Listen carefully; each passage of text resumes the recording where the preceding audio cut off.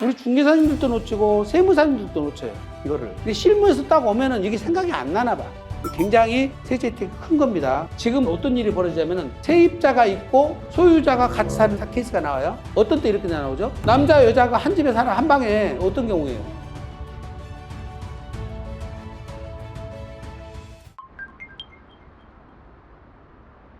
무허가가 있는지 없는지는 어떻게 아냐면 우리가 항공차량 사진 보면 알잖아요. 예, 그게 다 면적이 나옵니다. 축척이 나와서. 두 번째는 기본적으로 알게 된 이유는 세입자가 옥탑방에다 전입을 하잖아요. 그러면 호수가 옥탑으로 나와본단 말이에요. 그게 주민등록 전입일자가. 그리고 확정일자를 받아놨잖아요.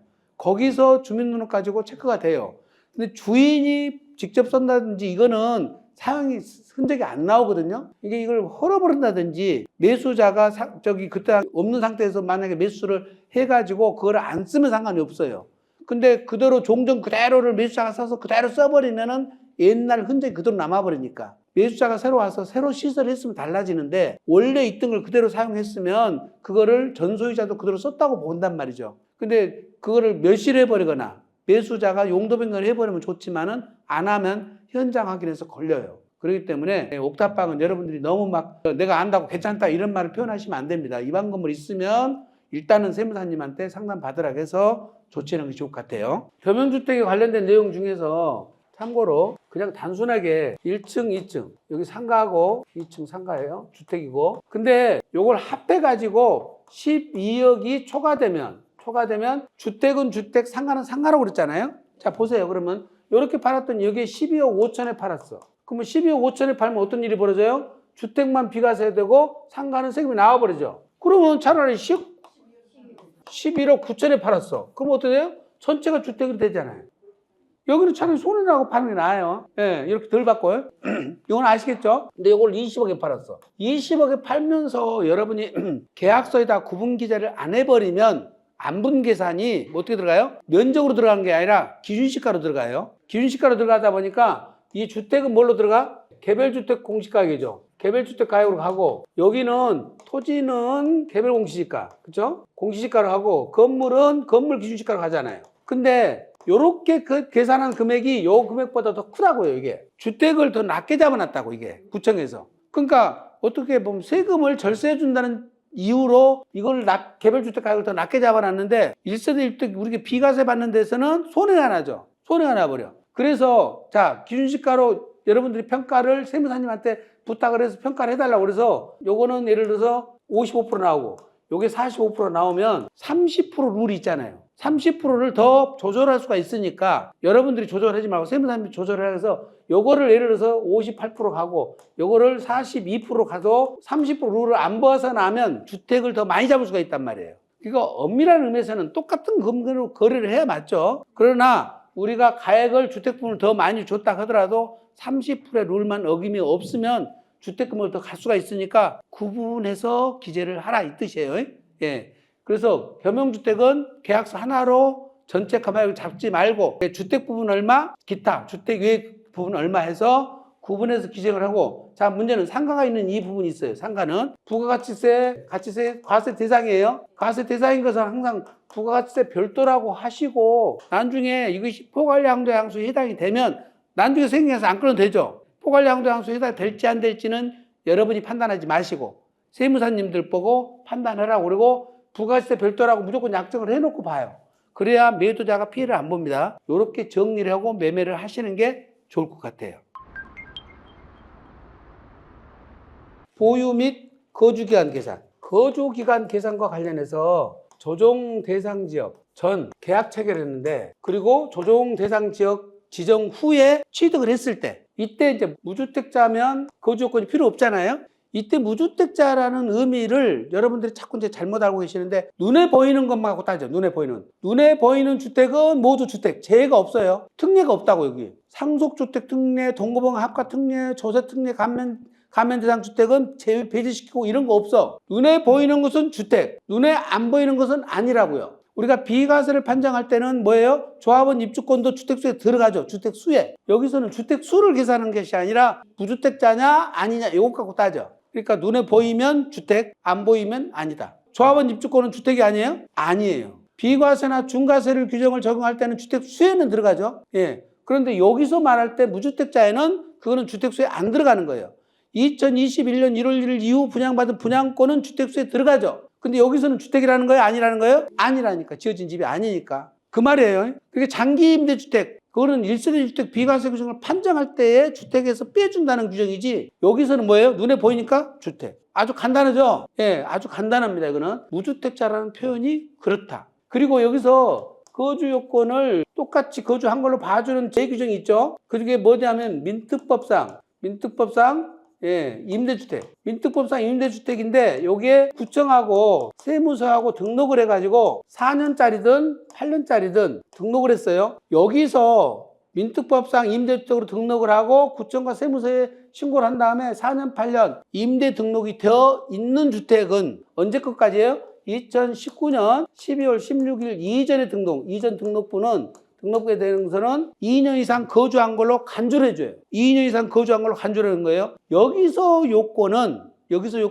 주택 가액, 주택 면적 필요 없어요. 우리가 장기 임대주택에서는 주택 가액 6억 이하짜리고 조특법에서는 국민주택 규모 이하고 막 다 제한이 있잖아요. 여기는 그런 제한이 없어. 예. 지금 상승임대나 똑같은 거예요. 상승임대나 똑같은데 더 여기는 구청하고 세무서에 등록이 되어 있어야 되는데 의무기간이 4년, 8년의 것을 다 상관없다. 단기든 장기든 상관이 없는데 더 좋은 거는 자동말소가 됐든 자진말소가 됐든 세제 혜택을 다 준다는 거예요. 이게. 요거 놓치는 거 많아요. 요게. 그거는 가액 기준, 면적 기준이 없다는 것이 최고로 이거는, 예, 모든 것을 다 해당이 되고 자동말소, 자진말소 상관이 없다. 그리고 지금 또 하나 들어간 거 좀 이따 보니까 알겠지만 상생임대주택. 상생임대주택에 해당이 되면 거주요건 요것도 2년을 면제 대상이 되죠. 생각보다 상생임대가 쓸모가 많은데 우리 중개사님들도 놓치고 세무사님들도 놓쳐요. 이거를. 근데 실무에서 딱 오면은 이게 생각이 안 나나 봐. 이게 항상 상생임대는 여러분이 거주요건 딱 나오면 상생임대하고 연결이 돼야 돼요. 장기임대주택이 있는지 상생임대 있는지 그걸 해지할 수 있는 거를 확인하셔서 요게 있으면 요것이 해지가 되니까, 예, 요건 필요 없고 굉장히 세제 혜택이 큰 겁니다. 요거를 꼭 보시고, 질문 많은 것 중에 하나가 거주 요건 중에 세대원 중 일부만 거주하면 어떡합니까? 일부 거주는. 요게 이제 국세청에서는 거주 요건을 따질 때 일시적 퇴거 사유에 해당되는 것을 제외하고, 그러니까 학업이나 질병 요양, 근무상 형편 외에는 전 가족이 거주를 해야 되는 것처럼 요건을 주고 있죠. 그래서 원래 국세청에서는 그 요건에 해당되지 않는 사람들이 살지 않았으면 거주를 안 했다고 봤던 거예요. 근데 법원에서는 뭐라 그런가요? 아니, 지금 우리가 부부간에도 못 살 이유만 해도 수만 가지인데 어째 그런 것까지 다 따지려고 그래. 그렇잖아요? 애들이 같이 못 살고 다른 데 가서 살 이유가 많잖아요. 학교 폭력 때문에 부모님 못 살고 다른 데 가서 사는 사람 많잖아요. 애들까지도. 근데 그걸 갖다 어떻게 다 정식 취약도 아니야. 가족에서 홈스쿨 하고 있단 말이야, 홈스쿨을. 그런 조건들을 다 일일이 설명할 수가 없으니까 법원에서는 뭐라는 거예요? 세대원 중 한 사람만 살아도 거주요건 충족한 걸로 보라는 거예요. 중요한 거는 살았다는 사실이에요. 한 사람만 살아도 한다. 지금 보면은 어떤 일이 벌어지냐면은 세입자가 있고 소유자가 같이 사는 케이스가 나와요. 어떤 때 이렇게 나오죠? 세입자가 있는데 본인도 거주를 한꺼번에 살았다, 한 집에. 어떤 경우예요? 외국에 사는데 내가 들어가 살 수 있어? 한 방에 살 수 있어? 실제 그렇게 산다니까 그러네. 남자, 여자가 한 집에 살아, 한 방에. 어떤 경우예요? 혼인신고를 안 하고 부부가 살면서 전세자금 대출을 받아서 아내가 전세로 들어와. 남편은 소유를 하고 전세를 아내한테 주는 형태를 취했어요. 그리고 한 집에 살더라니까. 나 처음에 이해가 안 갔어. 무슨 소리예요? 지금 전세 사는 집에 여자랑 한 집에 산다고 그랬더니 사실은 우리 부부예요 그러더라고. 그래서 일부러 전세자금 대출 받으려고 혼인신고를 안 한대요. 좀 이상해. 하여튼 이상해. 추세가 그래. 누가 혼인을 하겠어요? 누가 애 낳으려고 그러겠어? 그런 부부들은 좀 대출 좀 더 많이 해주면 되지 않을까요? 그거 능력이 되면. 내가 안 된다고 그랬더니 아니 우리 한 집에 살아요. 그래 진짜 사니까 진짜 산다고 그러더라니까. 그럼 무슨 한 집에 사냐? 내가 결혼했다는 생각을 전혀 못했어 우리는. 요즘 젊은 사람들은 한 집에 이렇게 막 살아도 되나? 그랬더니 혼인했는데 혼인신고를 안 하고 사는데, 예, 전세 살고 남편 집에 아내가 전세 돌아 살아. 이상하죠? 근데 그건 합법적이라는데요. 이 주택이라는 개념 중에는 여기에 입주권을 갖고 있거나 분양권을 갖던 경우를 포함해서 지금 설명을 합니다. 그러면 1주택 갖고 있는 상태에서 1주택 있을 수 있고요. 그 다음에 1주택 갖고 있는 상태에서 1입주권 또는 분양권을 가질 수 있어요. 그 다음에 1입주권을 갖고 있는 사람이 1주택을 취득하는 경우, 그 다음에 1입주권을 갖고 있는데 플러스 1입주권인 경우, 이 네 가지 케이스가 있어요. 네 가지 케이스. 1세대 1주택, 요거는 155조 1항에서 나오는 규정이잖아요. 요거는 156조 2 3항 4항에 1입주권 1특례는 89조 1항 4호에서 나오는 비과세 특례예요. 요거는 유권해석에 유권해석으로 하나만 해대. 하나만 한 가지만 적용이 가능해요. 한 가지만. 요거는 다 아는 거잖아요. 요거는 자, 지금 저기서 내가 하고 싶은 얘기는 뭐냐면 요 상황은 취득할 당시의 상황이에요. 취득할 당시에. 그 이후에 바뀌어 버릴 수 있죠. 1세대 1주택으로 샀는데 요거 뒤에 1주택이 입주권으로 바뀌어 버렸어. 그렇죠? 바뀌어 볼 수 있죠. 또는 1주택 하는데 요 1주택이 입주권으로 바뀌어 볼 수도 있죠. 자, 모든 거는 샀을 때를 기준으로 판단한다. 샀을 때를. 1주택 플러스 1입주권인데 요게 주택으로 바뀌었어. 주택으로 바뀌었어도 뭐라고? 1부터 플러스 1입주권으로 봐서 3년 안에 팔았으면 사후관리 없이 비과세. 3년이 지나면 실수요건으로 가는 거죠. 다시 준공일로부터 3년 안에 이사 가서 1년 이상 거주하고 3년 안에 양도하면 되는 거죠. 여기도 마찬가지. 1입주권인데 플러스 1주택이 입주권으로 바뀌었다 하더라도 3년 안에만 입주권을 매각했으면 되는 거예요. 요 케이스가 특이하죠. 1입주권 플러스 1입주권은 원래는 안 돼요. 근데 1입주권이 요 앞에 입주권이 1주택자가 비과세 요건을 다 충족을 했어. 비과세 요건을 충족했는데 입주권으로 바뀌어버린 거예요. 입주권으로. 주택인 상태에서 입주권을 샀으면 됐잖아요. 여기서. 그쵸? 요 케이스잖아요. 근데 1주택이 입주권으로 바뀌어버린 상태에서 입주권을 샀으면 여기 형평상 여기나 똑같이 봐줘야 되죠. 그때만 되는 거예요. 그러니까 입주권을 승계 취득한 경우는 안 되는 거죠. 승계 취득해서 입주권을 또 사면 그건 안 봐주는 거고, 원조합원이 주택으로 갖고 있었으면은 입주권을 사서 여러 케이스를 만들 수가 있었을 텐데 그게 관처가 나가지고 입주권으로 바뀌어 버리니까 그거는 주택이나 똑같은 케이스로 봐주는 거예요. 요것만 원조합원일 때만. 요 케이스가 다 마찬가지로 처음 취득했을 때를 기준으로 각각 가는 거예요. 각각 가는 걸로 보시면 된다. 그 다음에 그 밑에 나와 있는 것처럼 일시적 1세대 2주택 요건을 갖췄는데 팔면서 동시 취득을 했어. A, B를 갖고 있다가 일시적 1세대 2주택인데 내가 집을 양도를 하는데 그날 동시 취득했다면 어떻게 할까요? 이 말이에요. 그때는 어떻게 한다? 항상 납세자 유리하게 해줘서요. 팔고 산 걸로 본다. 비과세를 먼저 해주고 새로운 취득한 걸로 다시 보겠다는 거잖아요. 그 다음에 A, B 두 개의 주택을 동시에 양도했어. 그러면 하나는 과세고 하나는 비과세예요. 우리가 1+1하고 똑같아요. 입주권을 1+1 받으면 우리가 그거를 따로따로 처분 못하죠. 준공 떨어지면 이종구실까지 처분을 못하는데 준공 떨어지기 전에는 어떻게 팔면은 두 개 동시에 팔아야 돼요. 1+1을 팔았어. 그러면 어떻게 돼? 둘 중에 하나는 비과세가 되는데 비과세를 어떤 걸 해주냐 이 말이에요. 그거는 납세자가 선택한 걸 해주는 거예요. 내가 유리한 거를 해준다. 그 말이에요. 상속주택 한번 볼까요? 155조 2항 규정하고요. 공동상속주택. 요게 155조 3항. 그 다음에 농어촌주택 있어요. 농어촌주택의 상속주택이 나와요. 여기에 155조 7항에 나옵니다. 다주택자 중과세 규정에도 상속주택이 나와요. 근데 유예기간이니까 그거는 앞으로 안 쓸 것 같아.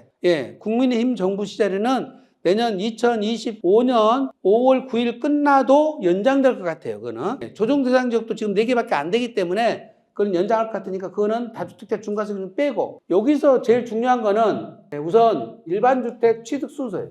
일반주택 취득 순서. 무슨 얘기냐면 내가 집을 한 채 가진 상태에서 상속을 받아야 되느냐, 무주택자가 상속을 받아도 되느냐 이 말이거든요.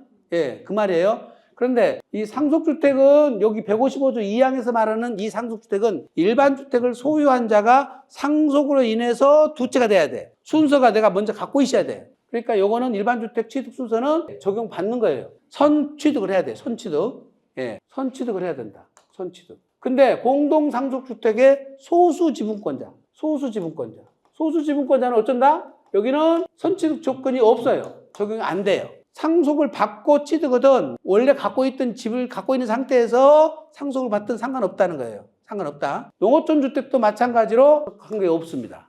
관계가 없어요. 두 번째가 동일세대 여부예요. 동일세대 여부인데 동일세대한테는 적용을 안 합니다. 상속주택을.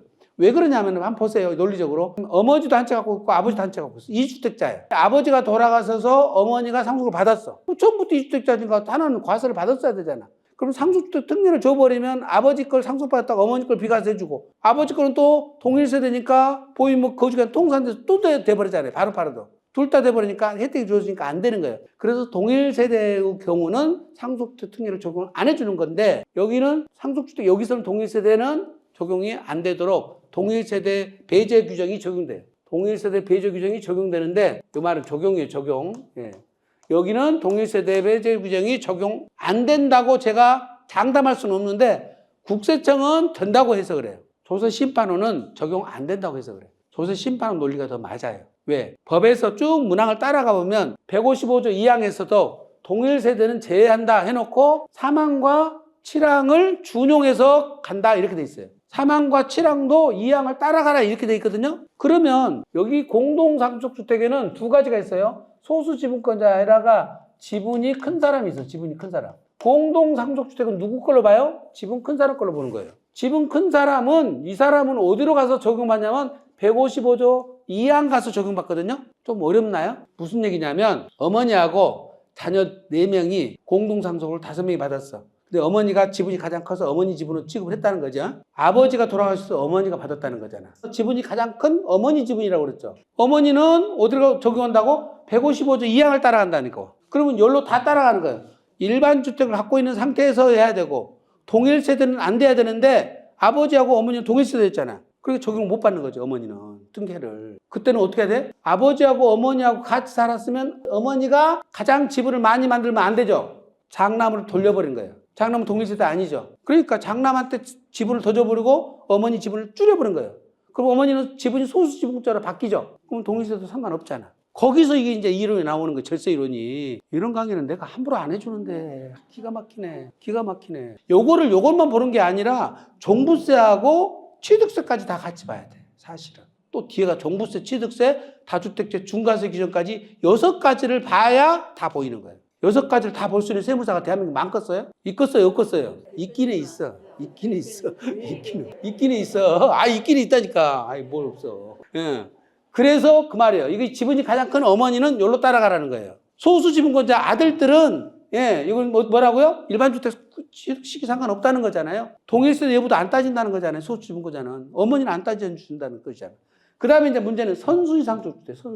선순위 상속주택은 뭐냐면 두 채를 남겼으면 그 중에 하나만 해준다는 거니까 그 하나만 해주는 기준이 보유기간이 가장 긴 것, 그 다음에 거주기간이 긴 것, 상속 개시 당시 거주하는 곳, 기준시가가 큰 것, 이 4개 순서로 따라오는 거예요. 자, 그 중에 하나만 선순위 상속주택에 적용받느냐? 여기는 적용받는다는 거예요. 여기도 적용받는 거예요. 여기 없었는데 적용을 받아요. 여기는 적용 안 받아요. 여기는 동일세대 적용받아요. 여기는 유일하게 농어촌 주택도 동일세대를 적용받아요. 그 다음에 이제 마지막에 농어촌 주택의 경우에는 피상속인이 5년 이상 거주를 해야 돼. 5년 이상 거주해야 돼. 거주 요건이 있어. 요것만 거주 요건이 특별하게 있어요. 다른 것은 거주 요건이 없어요. 거주 요건이 없어요. 조금 더 어려운 얘기. 자, 그러면 아버지가 상속주택을 2채를 남겼어. 2채를. 하나는 어머니가 받아가고 하나는 공동상속으로 형제간들이 받아갔어. 그랬을 때 선순위 상속주택을 요거를 155조 2항 선순위와 공동상속주택의 선순위를 따로따로 적용할 수 있느냐, 유일하게 하나만 해줘야 되냐, 이 문제예요. 어떻게 해야 될까? 둘 중에 하나만 해줘야 될 것 같아요. 그러려면 법에다가 뭐라고? 여기 법에다가 이거를 남기라는 거예요. 법에다가 2개는 안 된다고 선순위로 둘 중에도 안 된다고 법에 규정을 남겼어야 된다는 거지. 그 말이 법에 없다는 거예요, 지금. 그래서 어쩐다? 법원에서는 둘 다 각각 했으면 선순위 상속주택 하나씩 판정한다는 거예요. 즉 공동상속주택이 2개 있으면 이것도 하나 해주고 이것도 하나가 단독 상속을 받은 것이 2개라면 하나만 해주고 그래서 선순위 상속주택은 2개까지 가능하다는 거죠. 법원의 생각이 맞아요. 항상 법의 규정이 이렇게 규정을 두고 있으면 우리가 중복적인 배제라든지 요걸 둬야 되거든요. 근데 국세청에서 이거를 놓친 것 같아. 법원에서 패소를 했음에도 불구하고 아직 이건 수정을 안 하고 있어요. 근데 요거를 요렇게 따로따로 갖고 가는 방법을 아는 사람은 별로 없어.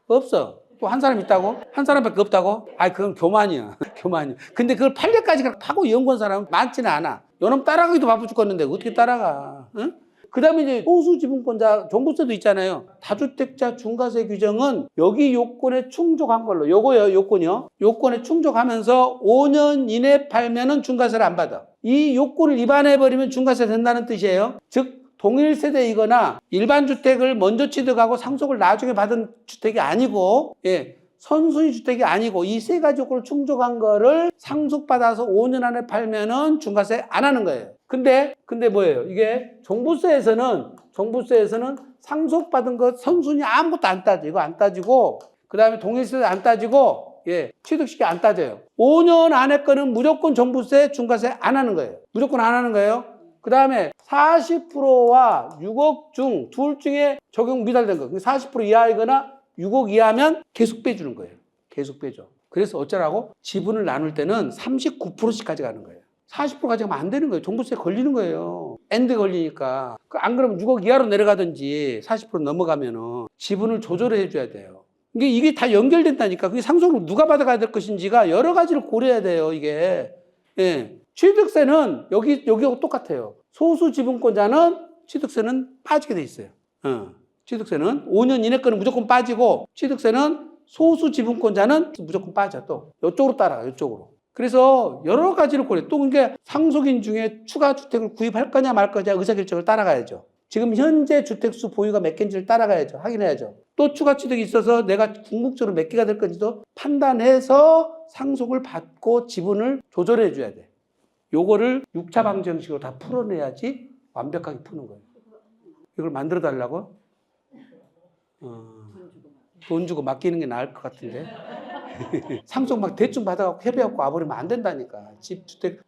우리는 주택 한 채씩밖에 안 갖고 있잖아. 우리 어머니도 한 채씩밖에 없잖아. 우리 편해. 상관없어. 우리는 누가 받아가도 상관없어. 여러 채 가지려고 노력하지 마세요. 지금부터 살려면 새끼들 맥으로 사줘 버리든지.